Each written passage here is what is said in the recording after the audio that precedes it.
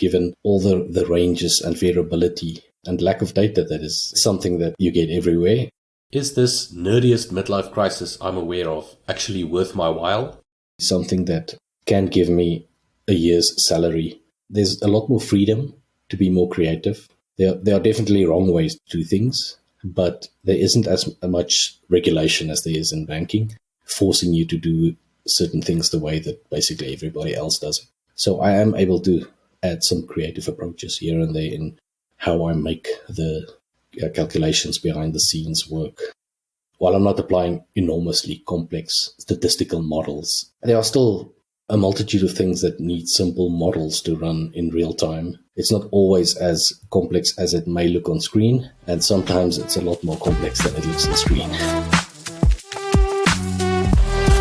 I found myself swamped.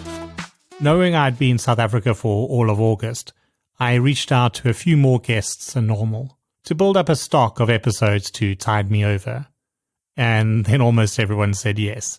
If I followed my normal schedule, that would mean episodes I recorded in early July would only come out in October, which seems a bit rude. So rather than publishing fewer episodes while I'm away, I'm actually going to publish more, with a South African-themed bonus episode every Tuesday of my holiday.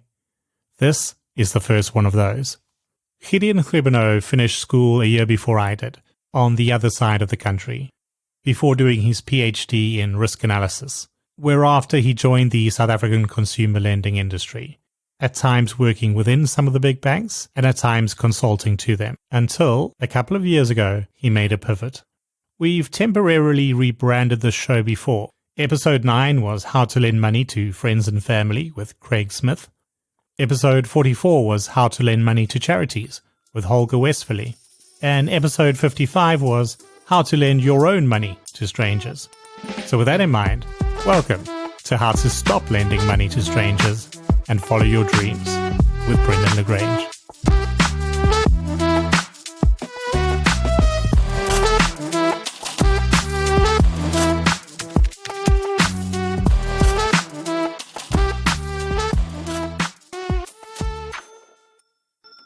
Gideon Griebenow, welcome to the show.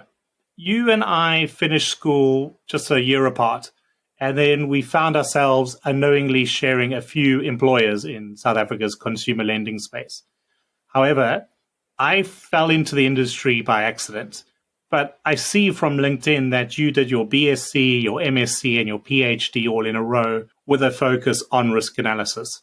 So how intentional was your route into credit risk strategy? I actually started off my first year at university taking maths, computer science, statistics, and physics. I didn't really know what job exactly I wanted to do one day, but I was very interested in these subjects, so I just combined them together. Now, even with a good high school result, bursaries were quite difficult to come by, and I had to work as a waiter at Spur for about 6 months when I started out. Then I managed, luckily, to obtain a bursary from ABSA, which is one of the big 4 banks in South Africa, and that was for studying business mathematics and informatics at the newly created Center for BMI at the university. And I had to catch up by completing 2 years' worth of subjects from the economics side.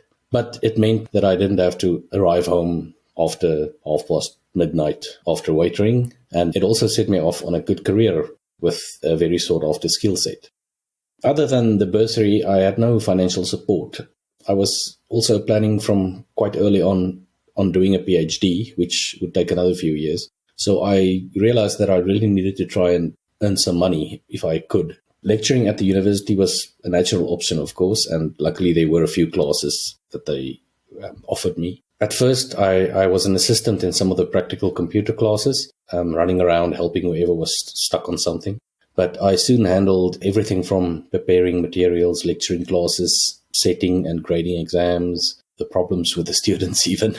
I always actually thought of staying at the university as a lecturer and maybe eventually a professor as an option, although I think I would have been quite frustrated with pre-graduate classes where the students were generally more prone to not really wanting to actually be there, if I can put it that way. Yeah, so I think in Cape Town there were perhaps bigger temptations, but I don't think we made a Friday maths lecture all through summer I think they were all spent on the beach. But since I had to work back my bursary year for year at APSA, and after the PhD, this is quite a few years, staying on at the university wasn't really an option. Yeah, so with your PhD in hand, you then went to ABSA and you jumped into credit risk analytics. This was a time in South Africa where banks were starting to test out the data, starting to understand what could be done with it.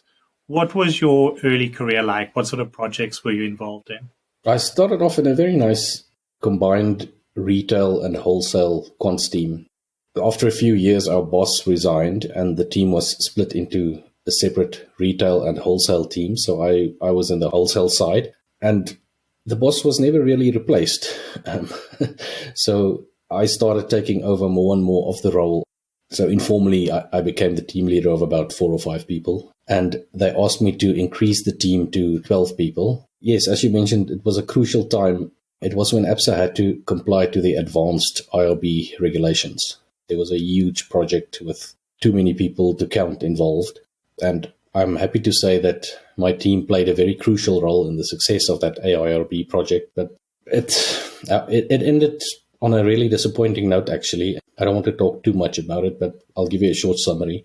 Certain members of my team and I were treated fairly unfairly, and I wasn't happy with that, so I kept bringing it up. And then all the while we were doing this project, my formal appointment to the team leader role was supposed to be imminent. It was always imminent, but it kept being dragged out for months and months. And eventually I was told that the new top brass decided I could not be promoted. He just come in and he decided he wants to stop everything and start from scratch. A meeting was called to discuss the situation with the team, and after that, I can only say disastrous meeting, 11 of the 12 people had different positions within 6 months.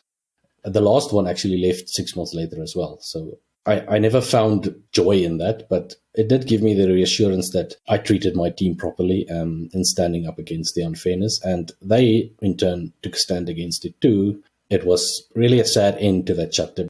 I moved to PricewaterhouseCoopers for about 3.5 years. I enjoyed the different projects that we worked on, but I have an intense dislike of telling people that I supposedly know almost exactly what needs to be done, how long it will take, and what it will cost them, when realistically nobody really has a good enough idea.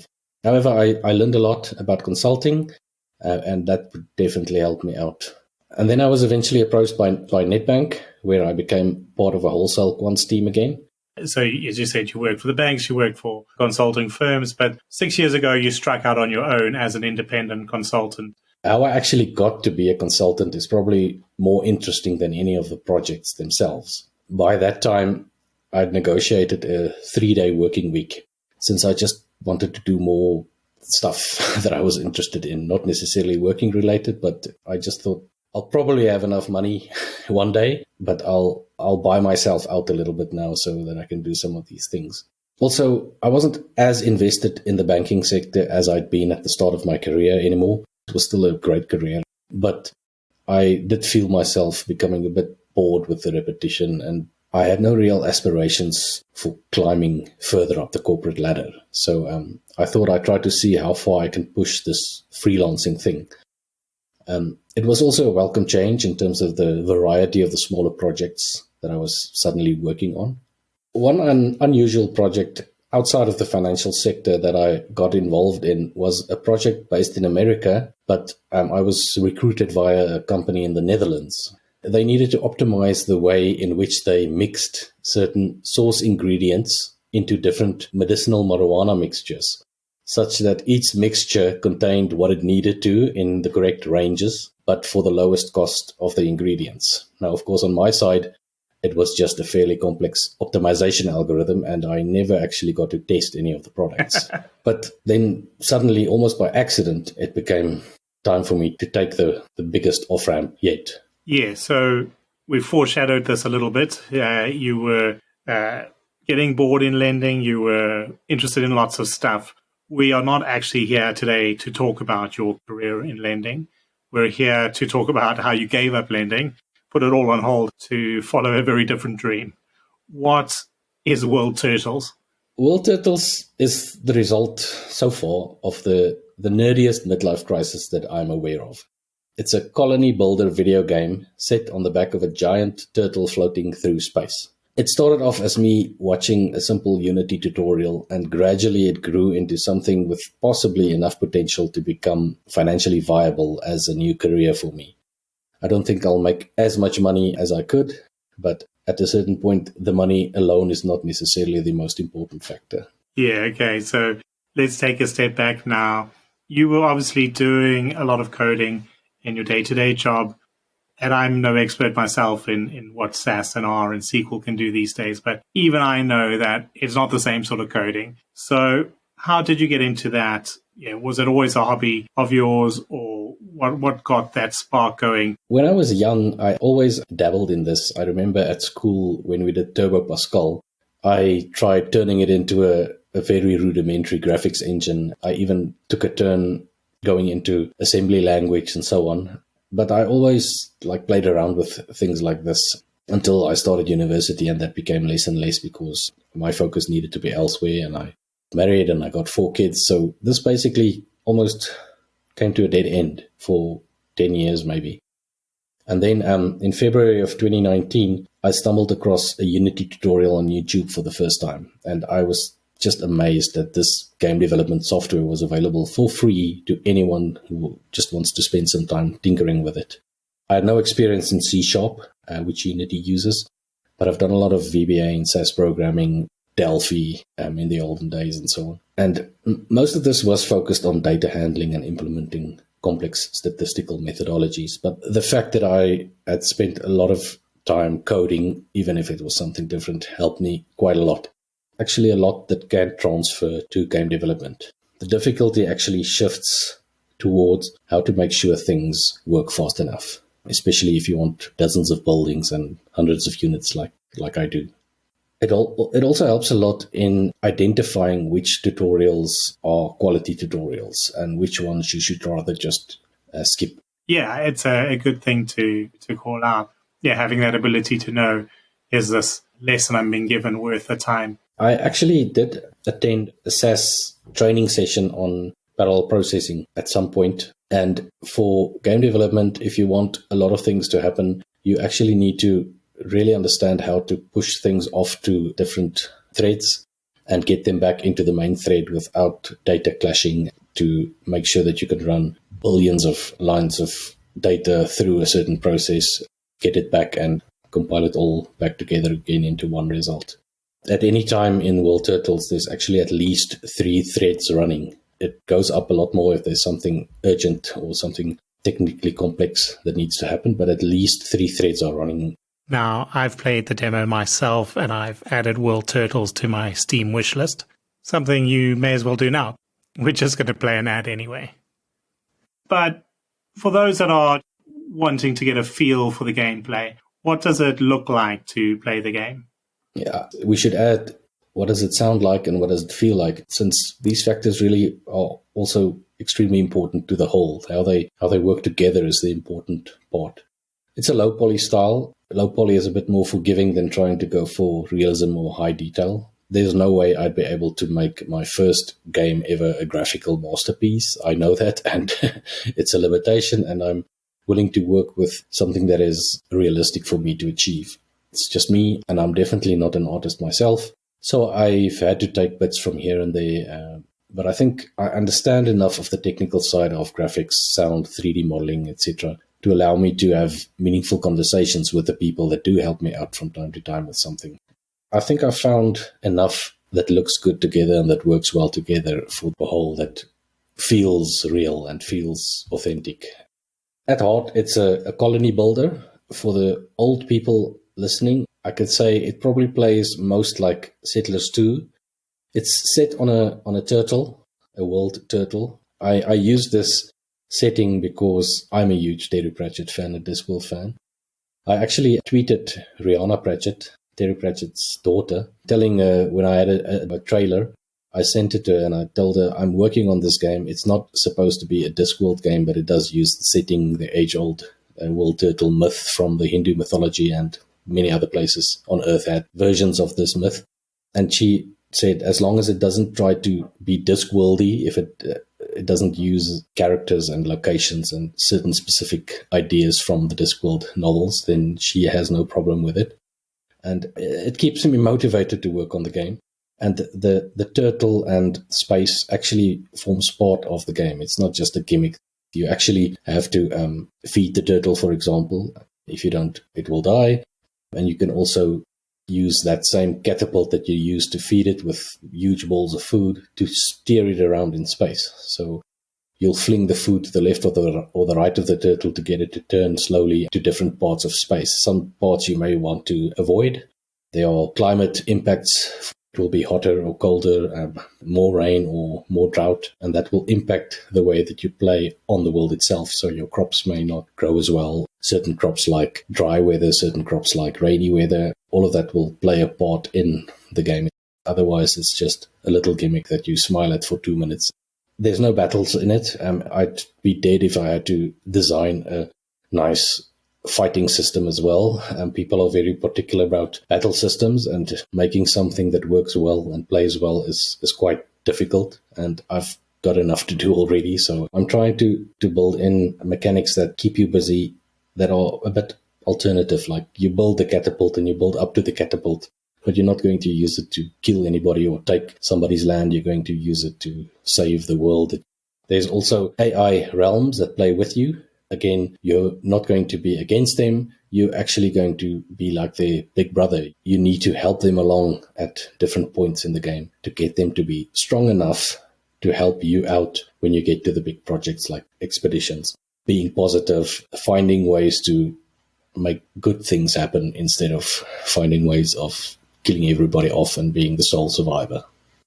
There's another game called The Wandering Village, which also has a lot of these ideas in them, and we actually got to these ideas completely separately, independently. They have a dinosaur-like creature where your village is on, and this creature walks around on Earth, and there are certain conditions that it walks through that also impacts your world.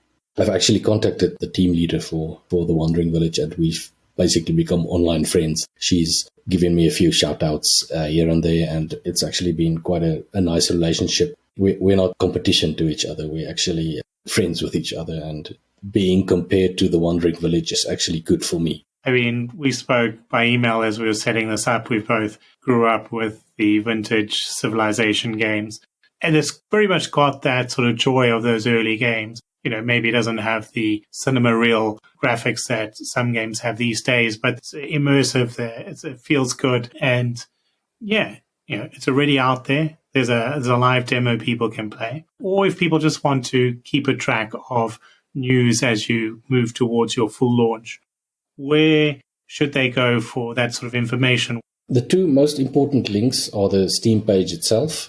There you can wish lists and follow the game. If you follow the game, you get all updates that I post to Steam itself.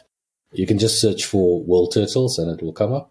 I also have a YouTube channel where I post development logs and a few educational videos that I put together while I was learning how to use Unity. And if you want to be more involved in the progress of the game and give me feedback and so, you please join the Discord server. There are links to everything on the title screen of the demo. Yeah, and I'll add those in the show notes for here as well. What's it been like building that game? What have you learned? What have you experienced over those 2 years? What I find most appealing about game development is also one of the hardest things about it. It's the extensive variety of skills and knowledge and experience and involvement that is required to teleport you to somewhere else for a while. There's no room for being disinterested. You really have to be prepared to learn a lot about the things that you don't know necessarily. So at first it was really only a hobby. Granted that when I take on a hobby, it's quite a serious endeavor. Then I started to spend more and more time on it and less time on new business in my consultancy, actually. I eventually gave up my long-term contract with ABSA. I mean, it sounds like a silly little thing that you spend your time on, but it's actually, it's a legitimate business. Many people try to make games, spend 4 months on it, try to upload it and hopefully get a few hits. But if you want to make a career out of it, if you have some ideas that you want to try out long term, it really becomes a business that you need to plan ahead for. You need to get your stuff in place. You can't just head into it without planning and without being prepared. If you want to make this work long term, you need to do it the right way. And there are certain ways to do it to allow it to take off. There's definitely a lot of luck involved. Some huge YouTuber maybe sees your game and plays it without you ever being involved in it, and that brings you 2,000 or 3,000 wish lists. It's not something that you really could do anything about except make a quality product so that you are ready for that luck when it actually comes, if it actually comes. At some time, I actually decided I'm not going to scrounge around Reddit and Facebook and post my stuff there anymore. I'm just going to ignore that for a while, for a few months, and just work on my game and the quality of the product. Yeah, and I think the business name is a really good one to use, because we obviously live in a content creation world now, and you can get into YouTube and you can get into podcasting. And sure, you'll learn as you go and you'll get a bit better, hopefully, but the barriers to entry are really low and your feedback cycle's very quick.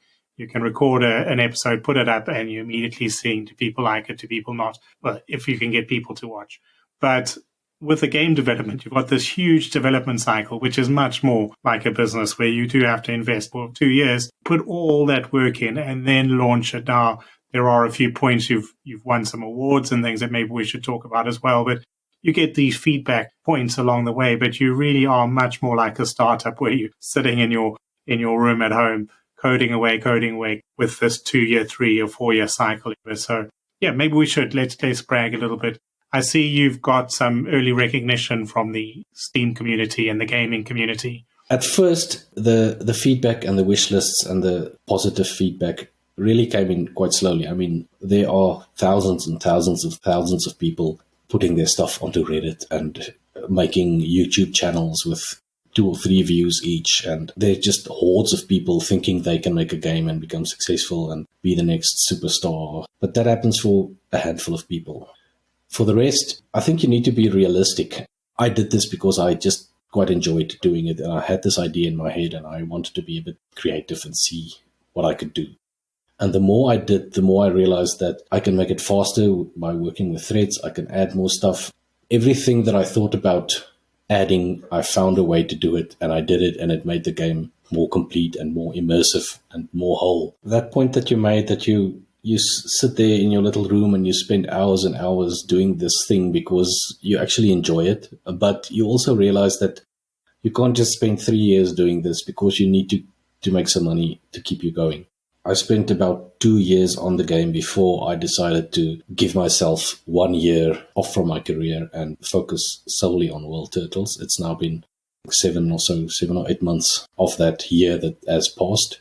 And if I look at my wish list graph, there's a flat part in there that that the wish list just didn't come in. But that was a conscious decision to have a good quality product to show someone when they eventually become interested in it.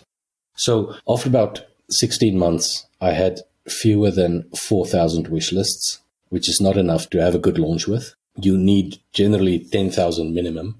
But I was happy with the quality of the product. And then I was accepted into an event.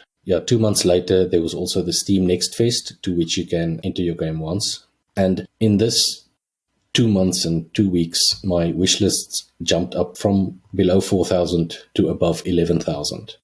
So in 2 months, I made twice as many wish lists as I had in the previous 16 months combined.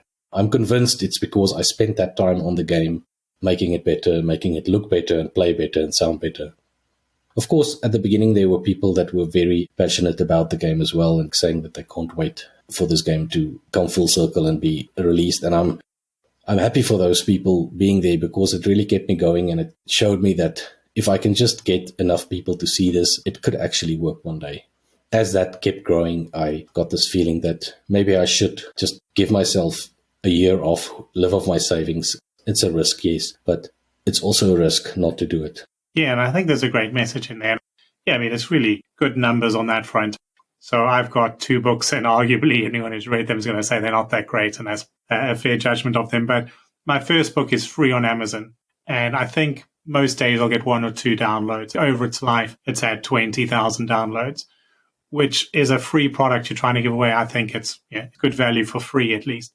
Yeah, you do get YouTube videos that have got 1 million people in a day, but as you're saying, for most people, the struggle is to get noticed the first time, and it sounds like you're generating some real buzz. It's also quite difficult to to figure out which contacts actually be worth it. Early on, I made the decision that I'm actually going to meet with many of these people, most of these people, because I had no idea how the industry works, and I wanted to learn from someone, and I thought this was a good way to learn for free, basically. Even if I never go with any of them, I would still have learned a lot about how they do things, and you get an idea of the playing field. Yeah, it sounds somewhat overwhelming. I think that's probably the most valuable thing you're going to come away with, this ability to see the whole big picture, and it's a huge all-encompassing picture you're having to wrap your head around. Seems like it's on a good path, but yeah, I wish you the best of luck. I think, Gideon, it's probably a good time again to remind everybody where should they go to stay up to date with what's happening. If you go to steamgames.com and you search for World Turtles, you can download the free demo there, and the demo contains links to everything. Gideon, thank you again for your time. I've loved having you on. No, thank you for this opportunity. It's always nice to talk about the game and the dream. And thank you all for listening. If you enjoyed that, please do rate and review on your preferred podcast platform and share widely, including on LinkedIn. And while you're there, send me a connection request. The show is written and recorded by myself, Brendan Lagrange, in Brighton, England. Show music is by I Am Wake, and you can find full written transcripts, show notes, and more content at www.howtolendmoneytostrangers.show. And I'll see you again next Thursday.